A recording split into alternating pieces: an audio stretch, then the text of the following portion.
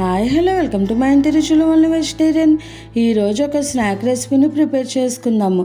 పిల్లలు పెద్దవాళ్ళకు కూడా ఎంతో నచ్చేలాగా ఎంతో ఇష్టమైన మరమరాల మిర్చిని ప్రిపేర్ చేసుకుందాం. దీనిని పెడత కందిపప్పు అని కూడా అంటారు.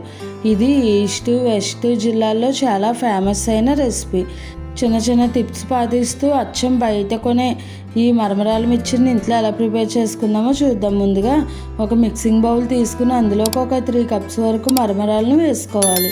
తర్వాత సన్నగా చాప్ చేసుకున్న ఉల్లిపాయ ముక్కలు, అలాగే క్యారెట్ తురుము, తర్వాత ఇందులోకి వేయించుకున్న కార్న్ఫ్లేక్స్ని వేసుకోవాలి. ఈ కార్న్ఫ్లేక్స్ మనకు బయట ఎక్కడైనా కూడా దొరుకుతాయి. తర్వాత టేస్ట్కి సరిపడా సాల్ట్ వేసుకోవాలి. తర్వాత 1 టీ స్పూన్ వరకు చాట్ మసాలాను వేసుకోవాలి. ఒకవేళ చాట్ మసాలా అవైలబుల్ లేకపోతే కనుక గరం మసాలా అయినా కూడా వేసుకోవచ్చు. తర్వాత 1 టీ స్పూన్ కారం, అలాగే 1 టీ స్పూన్ ఆమ్చూర్ పౌడర్ని వేసుకోవాలి. తర్వాత ఇలా ఒక టమాటా బజ్జీని వేసుకోవాలి. ఒకవేళ టమాటా బజ్జీ అవైలబుల్గా లేకపోతే ఓన్లీ టమాటాలని కూడా చిన్న ముక్కలుగా కట్ చేసుకుని వేసుకోవచ్చు. తర్వాత వేయించుకున్న పల్లీలు, అలాగే కొద్దిగా కొత్తిమీర తరుగు, తర్వాత వేయించుకున్న అటుకులను కూడా వేసుకోవాలి. వేయించుకున్న అటుకులు ఈ మరమరాల మిర్చికి టేస్ట్ చాలా బాగుంటుంది. తర్వాత ఒక అరబద్ద నిమ్మరసాన్ని పిండుకుని వీటిని అన్నిటిని కూడా బాగా మిక్స్ చేసుకోవాలి. అయితే బండి మీద అమ్మే వాళ్ళ దగ్గర ఏదో ఒకటి బజ్జీలు ఉంటాయి, అవి వేసి కలుపుతూ ఉంటారు, అందుకని టేస్ట్ చాలా బాగుంటుంది. ఇలా అంతా కూడా బాగా మిక్స్ చేసుకున్న తర్వాత ఒక పేపర్ని ఇలా కోన్ షేప్లోకి చుట్టుకుని తర్వాత ఈ మరమరాల మిర్చిని ఫిల్ చేసేసుకోవడమే.